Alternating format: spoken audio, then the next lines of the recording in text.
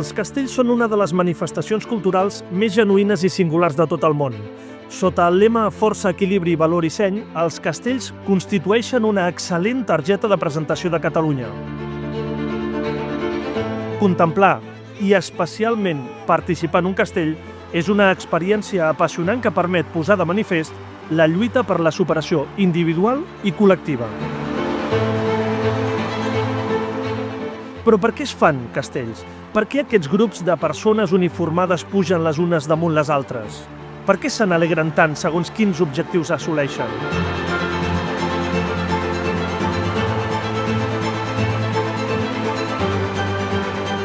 Els castells són únics.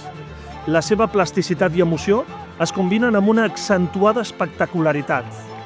Cada castell que s'enlaira ho fa amb el dubte de si es resoldrà amb èxit o caurà abans de completar-se.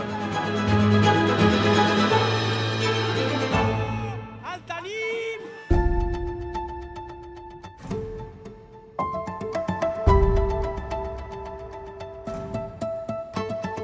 L'origen dels castells se situa a finals del segle XVIII a l'àrea de Tarragona, concretament a Valls.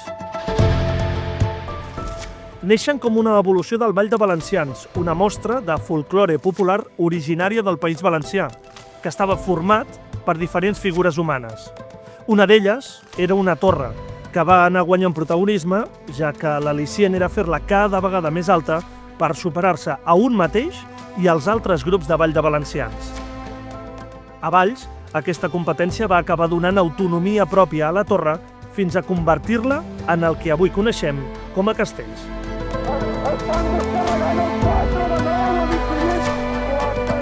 A cavall dels segles XIX i XX, els castells van viure una crisi que va posar en perill la seva supervivència, però a partir dels anys 20 van experimentar una recuperació.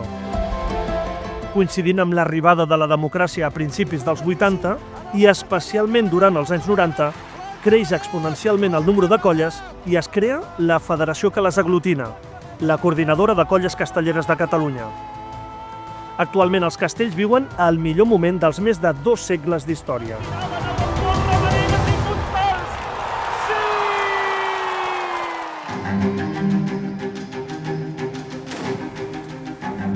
Els castells es realitzen en un entorn festiu, generalment en les festes majors de les poblacions.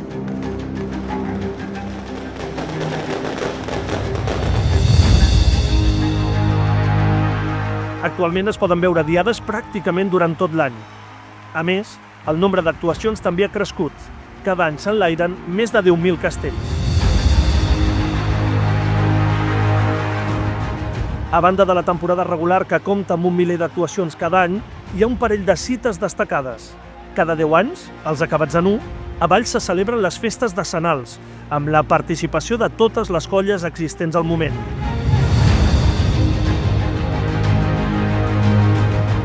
I cada 2 temporades, als anys parells, se celebra el concurs de castells a Tarragona, l'única ocasió en què els castells tenen un caràcter netament competitiu, valorant-los en punts per establir una classificació i una colla guanyadora.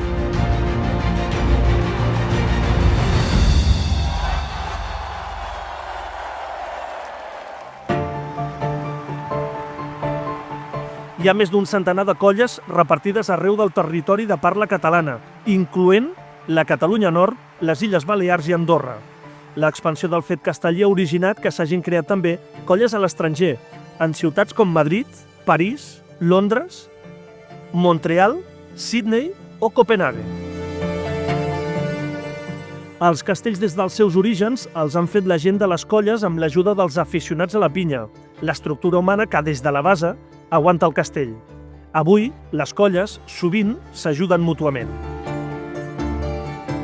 Una mostra de la penetració dels castells en l'imaginari català és que en aquesta llengua l'expressió fer pinya s'ha convertit en una manera de dir treballar conjuntament. La pinya és la base dels castells, però algunes construccions importants porten folre, que és una segona base més reduïda a sobre d'aquesta.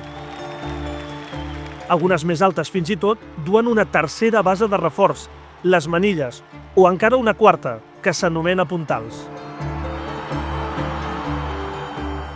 A més de la pinya, en un castell hi ha el tronc, que és l'estructura principal que s'enlaira al seu damunt. Corona el castell el pom de dalt, que són sempre els 3 pisos superiors formats per la canalla més petita. Són el pis de dosos, l'acotxador i l'enxaneta, que és l'encarregada de fer l'aleta del castell aixecant el braç i donant-lo així per carregat. Pel que fa a l'alçada, es consideren castells les estructures a partir dels 6 pisos. A dia d'avui s'ha arribat fins als 10 pisos d'alçada. Poden ser estructures simples, d'una persona, anomenada pilar, 2, 3 o 4 persones per pis, o estructures complexes, de 5, 7 o fins i tot 9 persones per pis. També poden dur un pilar al mig, que es descobreix a mesura que es va descarregant l'estructura exterior del castell.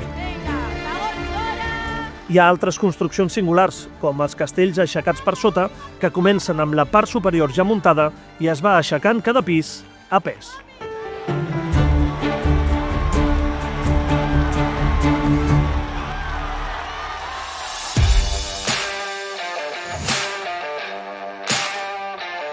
Històricament, les colles estaven formades només per homes i responien a uns patrons socials molt determinats. Actualment, les colles castelleres constitueixen un fidel reflex de la realitat social i cultural d'allà on són presents. La incorporació de la dona, sobretot a partir dels anys 80 del segle passat, ha estat un dels factors determinants en l'assoliment de l'alt nivell casteller actual.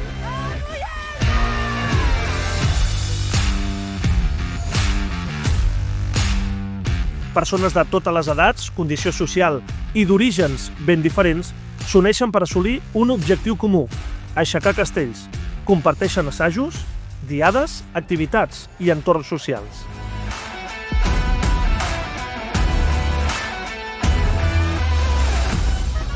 La música de gralles i timbals ha acompanyat des del primer moment els castells i ha marcat el seu ritual des de l'arribada a plaça fins que s'acaba l'actuació. La peça més característica és el toc de castell, que marca el ritme en la construcció de l'estructura i permet als castellers que no la poden veure saber quan arriba el moment de l'aleta o quan s'està descarregant.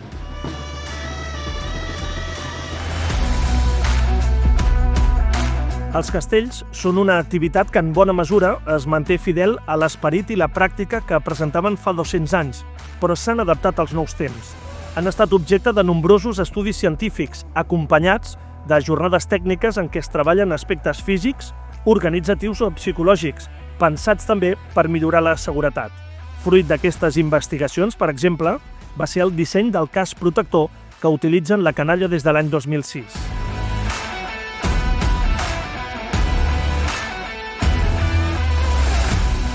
Els castells no són resultat d'improvisacions aleatòries a plaça, sinó que són fruit d'un estudi detallat de les estructures, els seus components i les funcions i ubicacions de cadascun d'ells, així com d'un assaig regular durant els mesos que dura la temporada.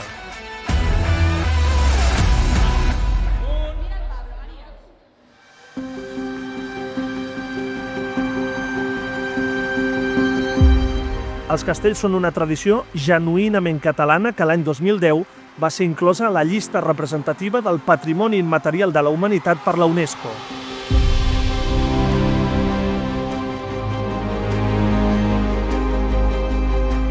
Aquest reconeixement va ser un gran pas endavant en la projecció dels castells a tot el món. Mitjans de comunicació d'arreu del planeta se n'han fet ressò i les xarxes socials també han actuat d'altaveu, no només de l'espectacularitat estètica i l'emoció que transmeten, sinó també dels valors que comporten.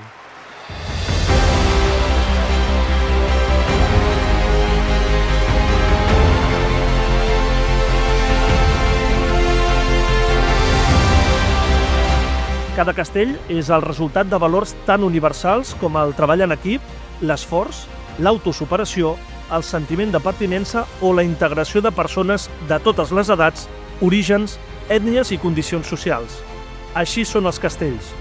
Un tresor amb un llegat històric, un present esplendorós i un futur prometedor.